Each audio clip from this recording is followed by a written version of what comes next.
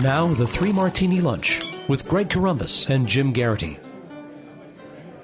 And welcome, everyone, to the beloved Friday edition of the Three Martini Lunch, along with Jim Garrity of National Review. I'm Greg Corombos of Radio America. We have good, bad, and crazy martinis for conservatives, as usual, plus another little chaser for the second time in 3 days, but it's certainly one we could not resist. And Jim, if anyone's read the Morning Jolt, they will know that you've been up since 3-something, maybe 4-something this morning. It's definitely been a long morning for you. And we should also tell our listeners that at any moment we might have to break for breaking news that Vladimir Putin and Donald Trump made eye contact, that they might have actually exchanged more than one or two words, because CNN is breathlessly reporting that they're having this high-stakes meeting on the sides of the G20 summit. So glad to see there's no hyperbole, and I'm glad to see you're still awake. Huh? Yes, I am here, Greg. No, you're right. There was breathless coverage of the handshake between Trump and Putin today. Clearly, the fate of the world rested on how firm the handshake was and how many times they went up and down. This may seem like a hyperbolic reaction, but yeah, I'm going to quote Chris Cillizza's reaction when he thought that the Polish First Lady had snubbed President Trump by pulling her hand away from his offered handshake. Oh my God! Oh my God! Oh my God! Oh my God! Oh my God! Bill Paxton was calmer in Aliens. Man, get him a brown paper bag. He needs to breathe into it for a few minutes. You even had the Polish president tweeting about fake news after that. So well done, CNN. You're really responding to your challenge as well.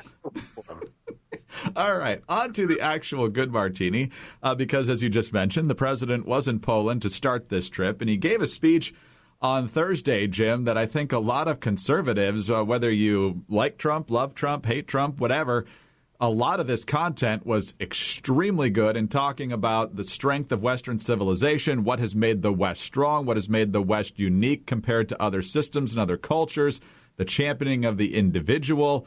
And we've got a couple extended clips here. I don't want to summarize it entirely. Here's a couple of extended clips on Trump explaining why Western civilization has been such a great success and what makes it better than everything else that we could be pursuing. There is nothing like our community of nations. The world has never known anything like our community of nations. We write symphonies. We pursue innovation. We celebrate our ancient heroes, embrace our timeless traditions and customs, and always seek to explore and discover brand new frontiers. We reward brilliance. We strive for excellence and cherish inspiring works of art that honor God. We treasure the rule of law and protect the right to free speech and free expression. We empower women as pillars of our society and of our success. We put faith and family, not government and bureaucracy, at the center of our lives, and we debate everything. We challenge everything. We seek to know everything so that we can better know ourselves. And above all, we value the dignity of every human life, protect the rights of every person, and share the hope of every soul to live in freedom. That is who we are. Those are the priceless ties that bind us together as nations, as allies, and as a civilization. So, Jim, he warned against, obviously, the influx of radical Islam into parts of Europe. He talked about how the growth of government bureaucracy can stifle the individual. And, of course, he said it's important to remember why our faith and our values and our customs and our traditions are so important to preserving this civilization. But then you had the liberal media with this headline in the Washington Post: Trump depicts a siege on the West. He brought a starkly populist, nationalistic message, and just all these dark, they love to use the word dark every time Trump gives a speech. But for those who actually know what has made the West great, this was a pretty clear speech on that, and he ought to be applauded for it. If you want to get a lot of people to think of themselves as being alt-right, then call a speech that celebrates family, freedom, country, and God alt-right. So if you want to argue, look, this is Trump reading off a teleprompter that his staff wrote. Yes, the language is flowery. Yes, this is exactly what a lot of people want to hear from Trump. how much does he really mean it? How much does this really reflect his thinking, and does it reflect the National Security Council and the people around Trump? That's a fairer criticism, right, if you want to pick at this speech. But in terms of the message, it's what we've wanted to hear, including an outright evocation of NATO's Article 5, which is what everyone wanted to hear from Trump in his first speech, major address over in Europe or stuff like that. So to me, I don't see the point of when Trump finally comes out and says the things you want to hear to find new reasons to poo-poo it and say this is a terrible speech or things like that. I was discussing this with a couple other conservative bloggers last night, and they were referring to one of them had got into an argument with one of the editors at the New Republic, who really objected to the phrase Western civilization, and basically argued that it didn't really exist. It was a meaningless concept. This isn't the Loch Ness Monster, right? This isn't something we have to go around searching for. This is a pretty widely recognized and used term to recognize the American culture and government and ideals, and one that has traditionally been in Western Europe.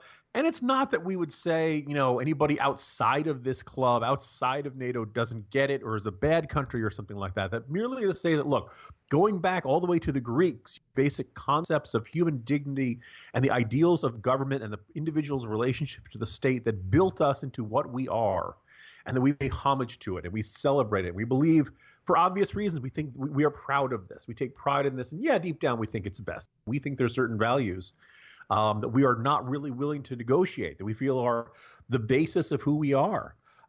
This was, I said this morning on Fox at 5 in the morning. I know it was really early, Greg, but to the extent I can remember it, I was saying this is one of the best speeches of Trump's administration so far. And to me, when Trump does what you want, there's no point in griping more. You got to encourage this kind of stuff. No, absolutely. It's a fantastic speech. And if you don't understand how critical those concepts are to what has made America great, then you got some catching up to do. And I'm guessing they probably don't like the repeated references to Christianity either, because that, of course, is one of the most significant forces in explaining the significance of the individual as opposed to the masses. And that led to a lot of the different rights that we've seen from the Enlightenment on to the Declaration of Independence to the Constitution and beyond.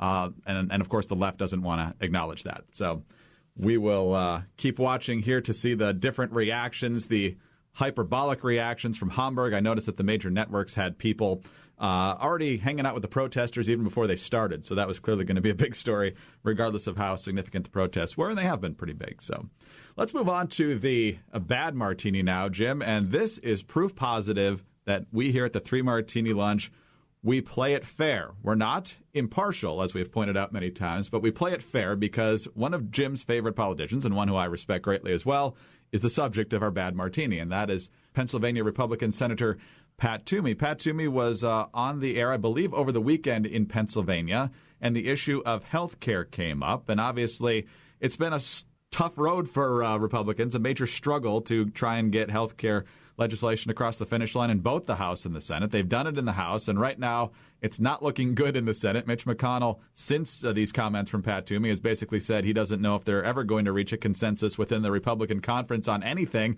and he might have to end up working with Democrats just to tinker with the individual market, which is obviously not what was promised. But in this interview on Pennsylvania television, Pat Toomey was asked by the host to respond to a criticism from former Pennsylvania Republican Governor Tom Ridge that Republicans have been talking about repealing Obamacare for years and years now, but when they actually got the chance to do it following the 2016 elections, they weren't ready for the ball. And here's what Pat Toomey said. Yeah, look, I think that's a valid criticism. And I think part of the reason is you've seen how difficult it is to get a Republican consensus until the election last fall, which surprised me. Let me just be very clear. I didn't expect Donald Trump to win. I think most of my colleagues didn't. So we didn't expect to be in this situation, and given how difficult it is to get to a consensus, it was hard to force that until there was a need to. We didn't expect him to win, so we didn't bother coming up with a plan. Jim, they've had 7 years.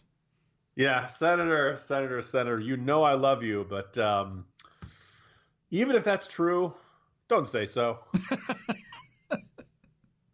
Can't believe I'm saying lie. Don't come out and say, look, we just never thought we'd have a Republican president who'd sign anything into law. So we never got around to it. We never bothered. And their irony is that the broad outlines are there. I think there's a pretty widespread Republican opposition to repealing the individual mandate. I think ultimately Republicans would like to see as many people as possible on private sector plans, and to minimize the number of people who go onto Medicaid, because as much as it is good to give to cover most of the health costs of poor people, or in the case of the non-expanded states, very poor people, the expenses for that program add up really fast, as Ohio is learning very quickly. And of course, there was that study out in Oregon that took 10,000 people who were added to the Medicaid rolls and 10,000 people who were not, compared the health results, and there really wasn't that much of an actual physical difference in their health conditions. Mental health, they felt a lot more relaxed because they didn't have to pay for their health insurance bills, or that Medicaid was going to cover most of it. I'm sure that's nice. But that's not really what the point of the program is. The point of the program is to help the least fortunate, who are unlikely to be able to afford that. This is not look. There are some Republicans love to talk about lowering taxes in the tax code. There are some Republicans who love to talk about national security defense issues. There's some who love to care about social issues like abortion, health. There are not that many Republican healthcare wonks. Avik Roy is a really good one. Phil Klein is another one. But this is an issue Republicans do not have a great deal of natural fascination with, because they don't like the idea of the government handing stuff out. So I can understand all of that. On the other hand, Senator Toomey, you did get elected in the Tea Party wave of 2010. Obamacare was a big part of that, and we kind of expected you guys, if not to have a plan ready to roll January 20th, then not too long after that. You'd think during all those critiques of Obamacare over the past 6 years, 7 years, I suppose, you'd come up with a good alternative, and then the outline of how to do that would come together. So, a deeply disappointing comment, and perhaps an admirably honest comment, but maybe even a little too honest for the circumstances. Here's the next 20-some seconds of that, as Toomey explains what they would have loved to do, but for some reason can't now. I will also say that there's been a new wrinkle in this, right? The early idea of how we would handle this difficult challenge was to pass a repeal bill that would be pretty much a clean repeal, stabilize the individual market, and set the repeal effective several years hence, and have the opportunity in the meantime to work out the reforms. That's all been collapsed now into a shorter time frame. What is stopping you? Yeah, At least try. In the implication that is that if you say we're repealing Obamacare, but the repeal kicks in a couple years from now, I wonder how much if you exacerbate the problem of uncertainty for patients, for doctors, for insurance companies, for everybody involved, because it's basically saying the status quo will not continue, but we'll let you know what's going to replace it later. And that could very well, if you're anybody in that process, particularly an insurance company, how confident can you feel about what's going to replace it? So I can see the gripes about that. On the other hand, maybe another big lesson of this is don't run around promising repeal if you don't have the votes to do so. And I think it's safe to say that there are at least a small minority of Republicans on Capitol Hill who campaigned on repealing Obamacare who really have no particular interest in doing so, who are perfectly happy with the status quo and fear the consequences of actually enacting a change more than they fear the consequences of continuing the status quo. All right, let's move on to the crazy before I get too upset about this. I have rarely made you growl like that. That is This is the New York Daily News. This will make me growl too, but probably internally.